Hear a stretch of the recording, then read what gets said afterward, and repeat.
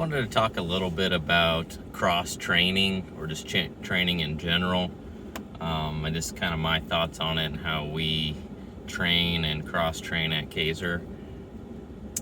I kind of have mixed opinions on cross training, and when I say cross training, that means, typically you hire someone like, let's say in the powder coating shop, and you're intended on them to be a sprayer, and so you teach them how to spray, and that's what they do for a while, and then you decide to cross train them, meaning train them on something else like pre-treating parts in the wash bay.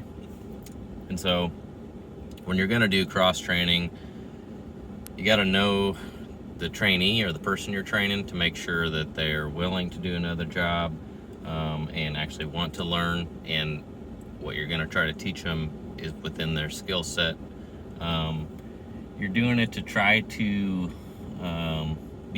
help some efficiency probably in your shop, and trying to help yourself with getting around, having downtime if somebody's gone. So that's where cross training can be beneficial.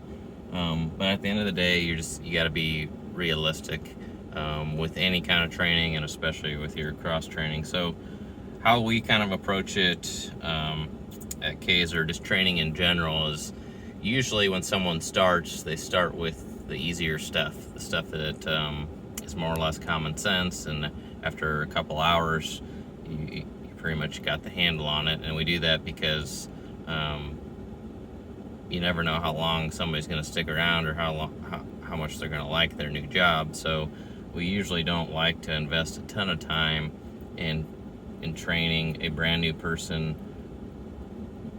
a really sophisticated job that takes weeks to train, because they may not even like working here, so it's just a waste to train them anyway. So we usually try to start training on the very simple things that takes very little time, so we're not wasting much time if the person doesn't end up liking it.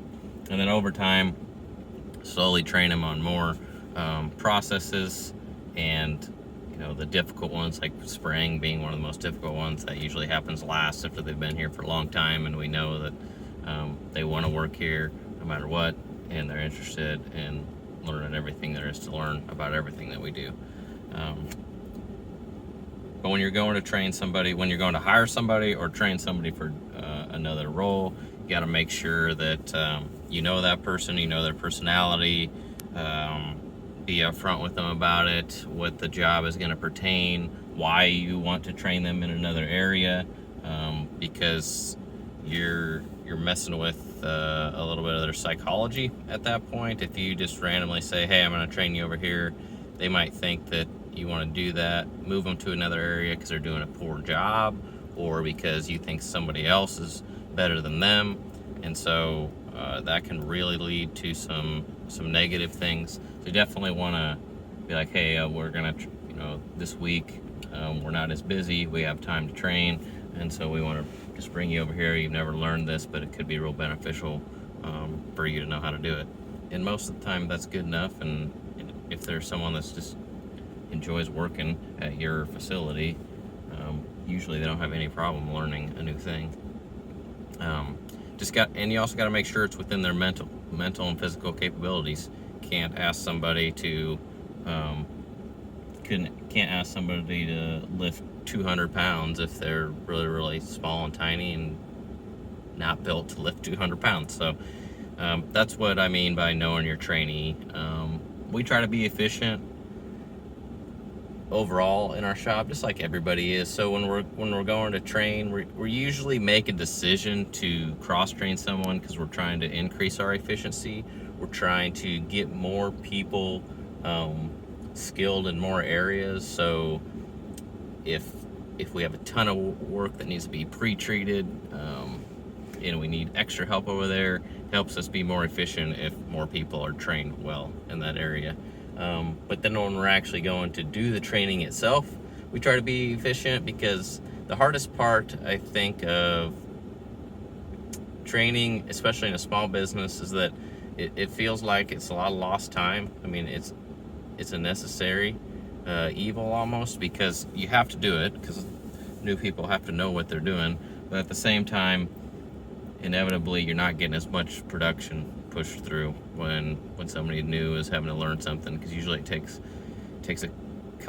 one person away that is normally doing the job, and then you're bringing another person in, so you kind of have two people that really aren't working on production anymore, and they're just working on training. So we usually try to schedule training or do training when we are not as busy. So like during COVID, when a lot of companies shut down, or we just had a little bit of a lull, we weren't as busy as normal.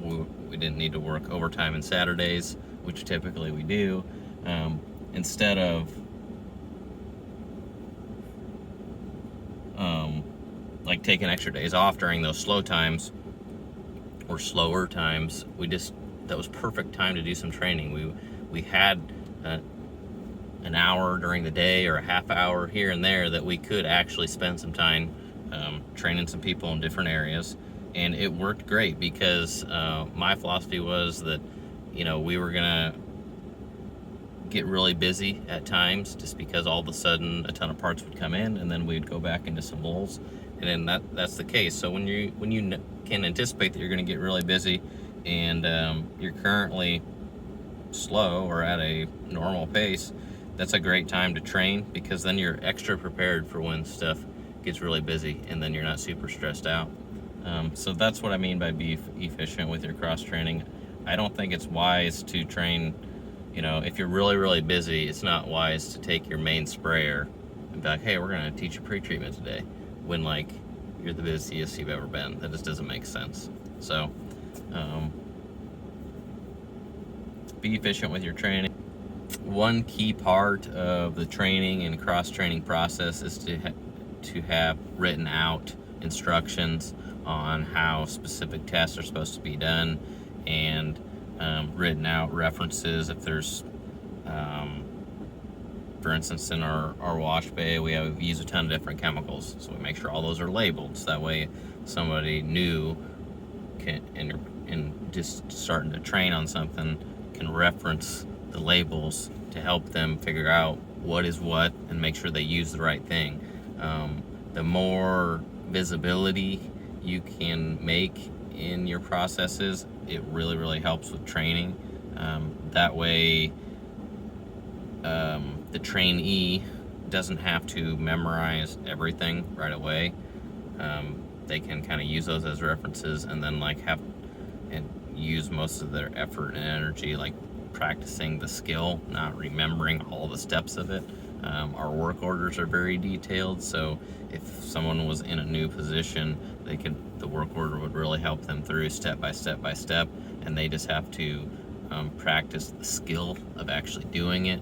Because there's usually two parts of when you're training somebody. It's kind of if you want to say, the book side or the written side, where you're really saying, okay, if you read through this is how we do it, and that's great, but you definitely have to show them hands-on so they can actually understand what all these words mean. But then you still want to keep all those words kind of up and post it up for them or something for reference, so if they are in the middle of doing the physical stuff and they forget what's the next step, or how exactly am I supposed to do this, they can reference back to that. And that's important for the first few weeks that they're doing something new, because the person that's training them, usually for a couple days, can be side by side with them. But then after that, especially in a small business, you don't have time to spend a month side by side with somebody. So having some really good written out processes, so that person, when they get confused, the new trainee, when they get confused, they can reference that and kind of help learn it a little better and help soak in a little better, and then keep going.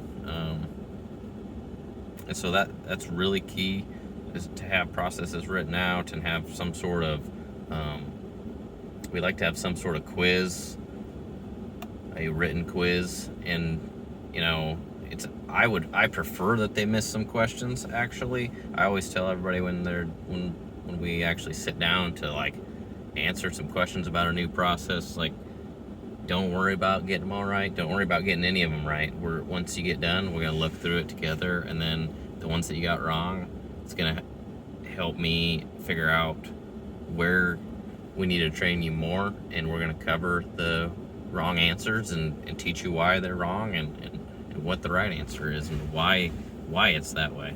So I really like doing just little short quizzes because of that. And then also, as the person continues to work in the new area, definitely want to audit.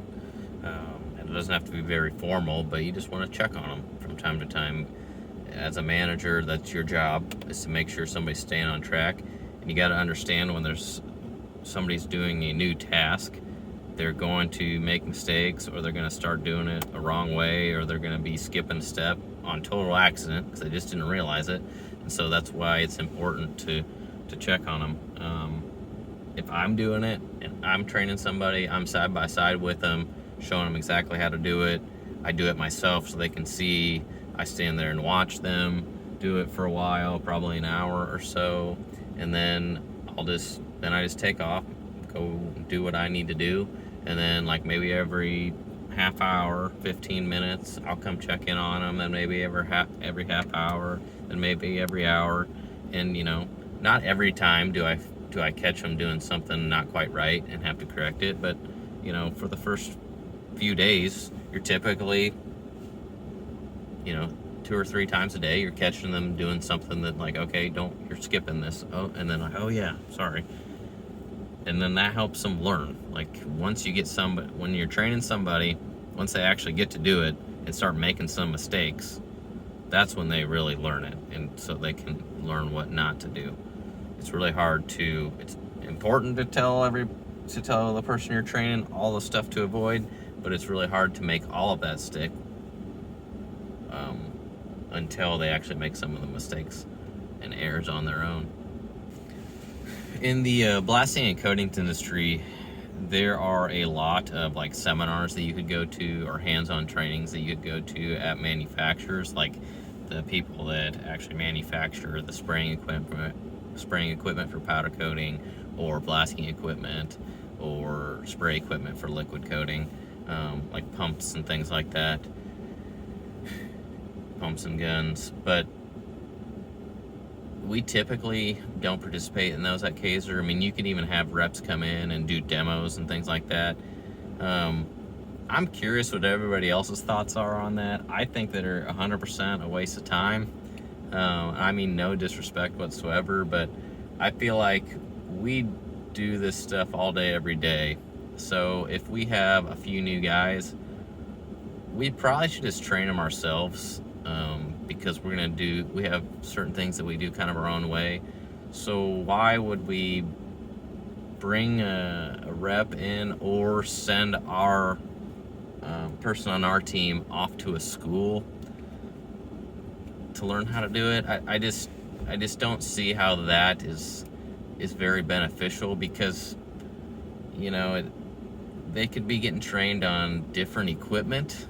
They could be getting trained on spraying different parts, if it's spraying powder, and getting taught about different powders that we don't even spray. So I think my opinion is it turns into a pretty colossal waste of time. I like having some knowledge available to call upon when we're struggling, but I feel like if we need outside help to teach the basics, then we have no idea what we're doing. So I feel like there's a lot more problems going on there, if that's the case.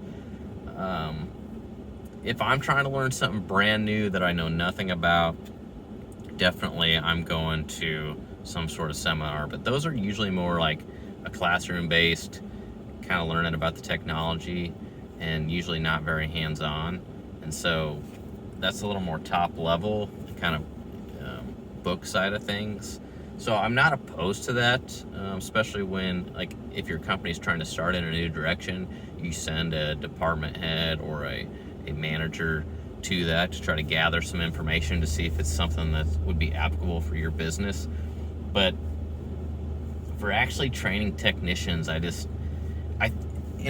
think that it would, I don't want it to come off that I'm like knocking the people that do these trainings. It's just they don't know your business, and they don't, since they're not at in your production facility on a day-to-day basis, they don't know the important stuff that they need to be teaching these new technicians, and they don't know the little caveats about certain projects that you do that they need to be teaching these technicians. The only people that know that is the people on your own production floor. So I think a lot of the time, and I've thought about it, like, man, that could be a big time saver for us to just like outsource this training, right? It doesn't slow our production down then if we can just send somebody off somewhere. And that is true, but I feel like when they come back, they could have learned quote unquote bad habits, or we just have to like retrain them because they didn't learn anything about a certain way we do something.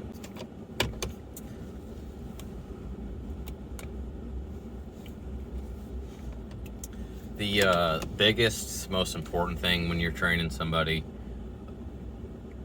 whether it's the like first day, just training them how to be in like a whole new job environment, or you're cross training somebody, is you can't take for granted all of your knowledge and just assume that the person that you're training has all the knowledge that you have and understands all the lingo that you're using, stuff that you might take for granted and think that, like, of course they know this. You should always just double check and ask, even if it's like really simple stuff. Don't worry about offending them by asking them that. If they know it, they're just going to say yeah, and you can move on. If they don't, then it really helps you understand all the stuff that you're going to have to explain to them. Because the worst thing that you can do, and this happens quite a bit to us at Kaiser, or at least it used to, and we've gotten better at it, but the worst thing you can do is just assume that somebody knew, and then it ends up causing a safety issue, or just something comes out terribly wrong and you have to rework it, and you get really frustrated and like, why did you do it that way? Like, because I just didn't know. Like, I'm sorry. I guess maybe I should have known and you guys assumed that I did, but I just didn't know. And so you can't take that stuff for granted. I think you're training right if you are like verifying with the person and they're getting to the point where they're getting frustrated with you and rolling their eyes at you like, yes, I know, yes, I remember, yes, okay, I got it. I think you're training right when you do that, because you're just ensuring that, for one, they've kind of comprehended everything that you said, and two, you're just covering all your bases so you don't take something for granted. A lot of the time I take for granted that I've had a really heavy mechanical background in terms of working on race cars for most of my younger life, and then going to school for mechanical engineering. And so I take for granted this simple things about being able to like look at like hanging parts and just knowing like, oh, this part's really, really heavy, so that small hook isn't going to work for this. I need a big hook, or I need some chain. And I really take that for granted because it just comes second nature to me.